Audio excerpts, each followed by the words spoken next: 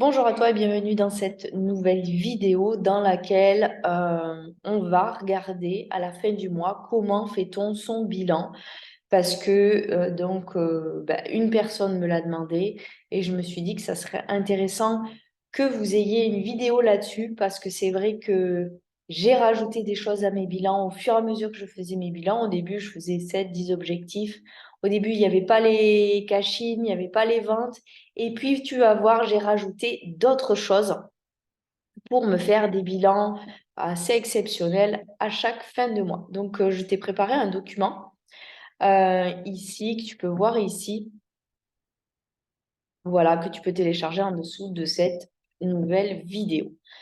Donc, vous avez dans les étapes précédentes, vous avez fait vos scénarios, vous avez défini votre projet, vous avez défini les étapes, une fois que vous avez fait les étapes, vous avez fait la ligne de temps. Une fois que vous avez fait la ligne de temps, vous pouvez faire vos objectifs du mois. OK? Et si vous êtes quelqu'un qui restructure tout, parce que vous êtes aussi maintenant arrivé ici, vous n'êtes pas forcément en train de développer un projet, mais parfois en train de le restructurer, les bilans, les objectifs sont extrêmement importants.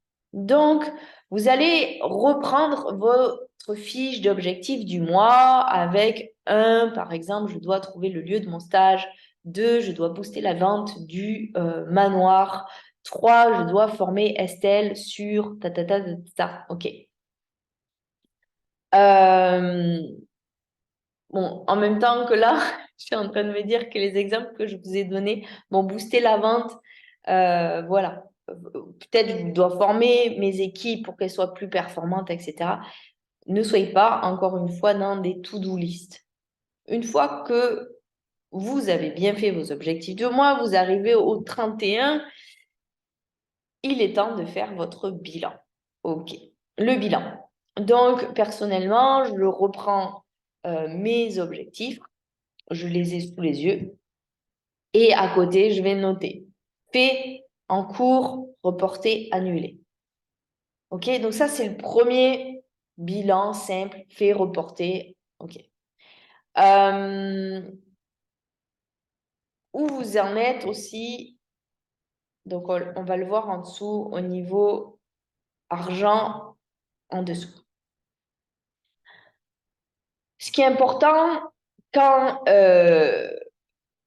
vous annulez quelque chose, ça veut dire que votre objectif à la base, il n'était pas intéressant. Donc, il est possible que certains objectifs soient annulés. En fait, j'ai décidé de pas former Estelle parce que, vérité, Estelle, elle a déménagé. OK. Ou Estelle n'est pas compétente, donc je ne vais pas la former, je l'ai directement virée. OK?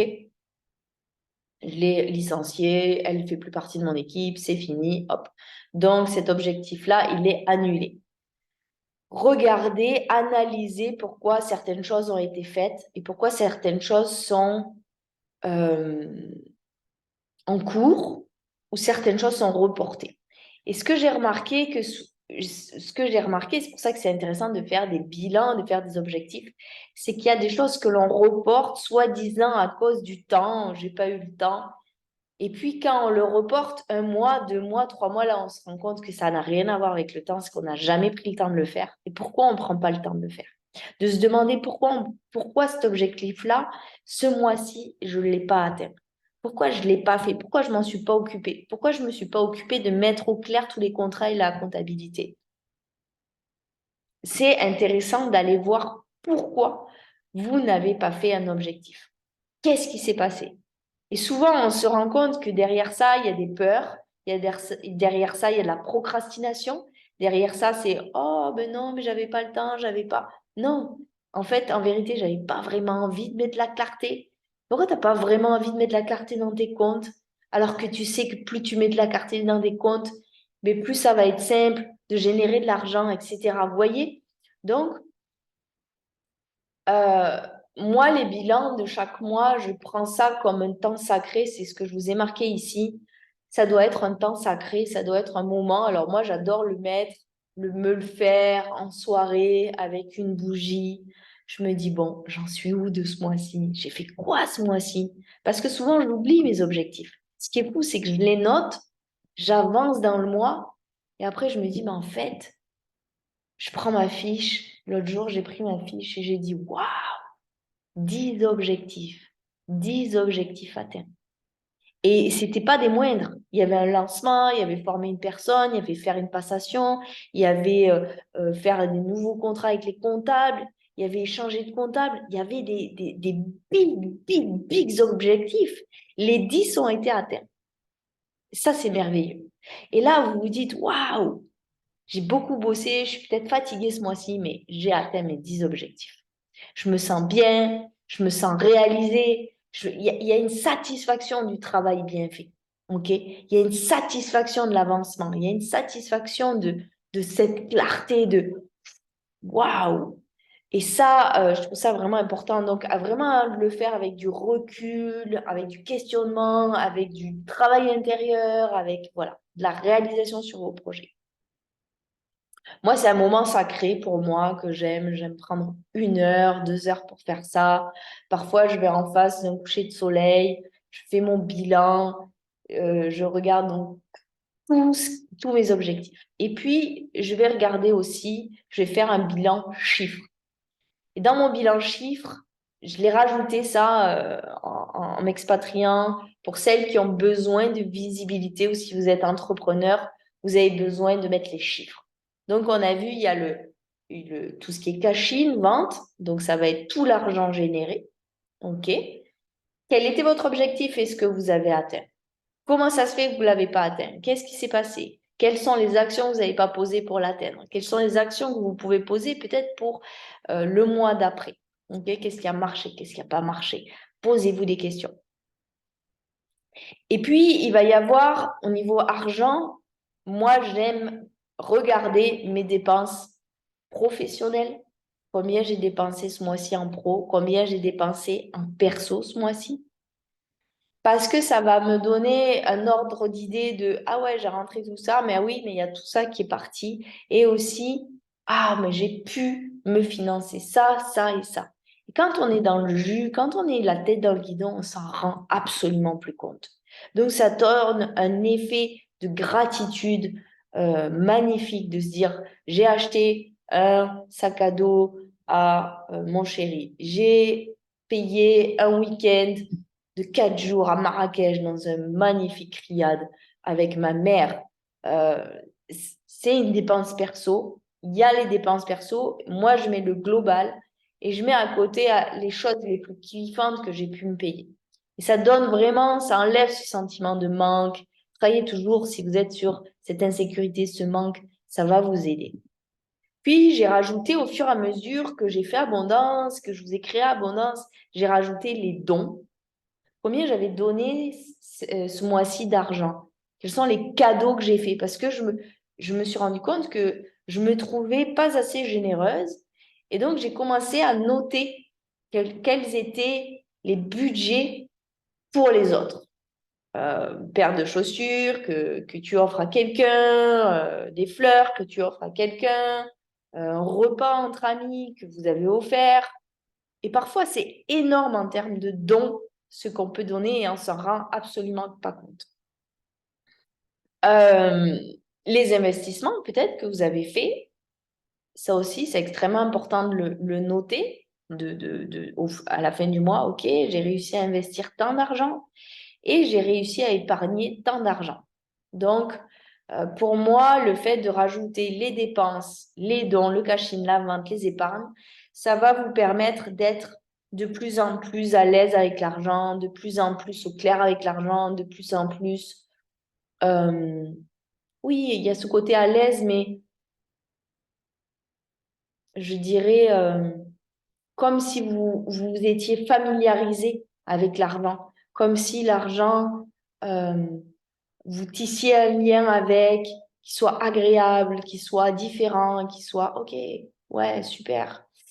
Euh, Ce que j'ai fait aussi et que j'ai pas mis ici, que j'ai rajouté, donc l'argent reçu non généré aussi, ce que vous avez reçu en cadeau, ça peut être un héritage, ça peut être quelqu'un qui vous donne 100 euros, ça, peu importe. Et puis, vous pouvez rajouter aussi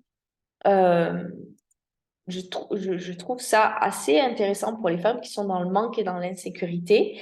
On a toujours ce besoin d'être rassuré, c'est combien en tout j'ai sur mes comptes. Et ça donne aussi de la clarté. C'est-à-dire que si vous pensez toujours que vous n'avez pas d'argent, ben, en fait, vous faites le total de tous vos comptes et que vous apercevez que vous avez 20, 30 000, 50 000, 100 000 euros, enfin, peu importe, ou 500 000 euros, ben, votre esprit, chaque mois, il va voir ça.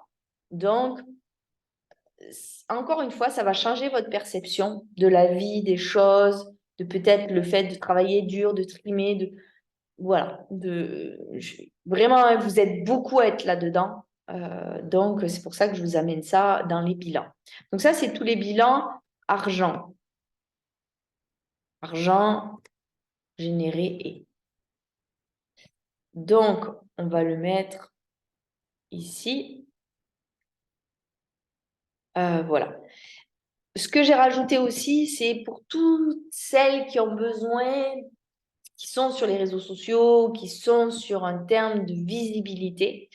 C'est de voir à combien chaque mois vous touchez de personnes, de faire grandir vos communautés et de voir comment elles grandissent parce que l'esprit, il a besoin de ça, il a besoin de chiffres, il a besoin de tangibles, il a besoin de concret. Et du coup, vous allez voir que vous êtes en train de tisser, de créer. OK, ben sur YouTube, j'ai toujours, je sais pas, 300 personnes, X personnes. Et donc, il y en a plus 12 ce mois-ci, mais peu importe. Et de toujours que ces petits chiffres, même si c'est 12, même si c'est 11, même si c'est 3, soient toujours en augmentation. OK? Et de faire des actions qui soient toujours en augmentation pour augmenter votre communauté, pour augmenter votre visibilité au fur et à mesure. Et là, votre cerveau, à chaque mois, il va voir sa communauté grandir. Et votre cerveau, il va voir que tout ce que vous faites, les actions que vous posez, OK, je suis de plus en plus visible, donc c'est super intéressant. OK, donc voilà comment je fais les bilans, 7 à 10 objectifs, la visibilité, tout ce qui est lié aux chiffres, l'argent généré, l'argent dépensé. Voilà, je mets des chiffres. OK, vous allez vous dire, waouh, c'est fastidieux. Et en vérité, pas du tout.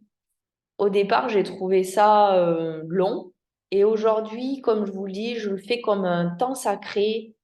J'aime, ça met de la clarté, je sais où j'en suis, je vois que tout avance dans mon business, je vois que tous les projets, au fur et à mesure, se bâtissent. Et, euh, et en fait, c'est devenu un moment extrêmement agréable. Donc, je ne le fais pas du tout en obligation, je le fais vraiment en termes de je veux y voir clair. Je veux y voir clair sur mon bilan pour pouvoir faire. Pourquoi je fais le bilan du mois d'avril? Pour pouvoir faire l'objectif du mois de mai. Vous ne pouvez pas savoir vos objectifs du mois de mai si vous n'avez pas fait votre bilan au mois d'avril. J'en suis où au mois d'avril?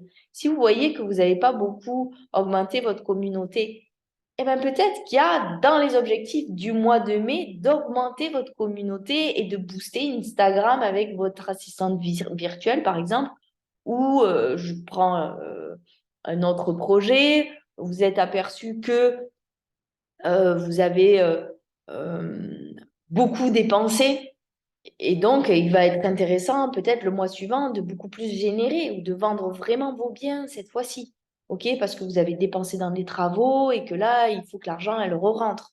OK? Donc, tout ça, tous ces chiffres, encore une fois, c'est toujours important d'y voir clair, de voir où vous en êtes, etc.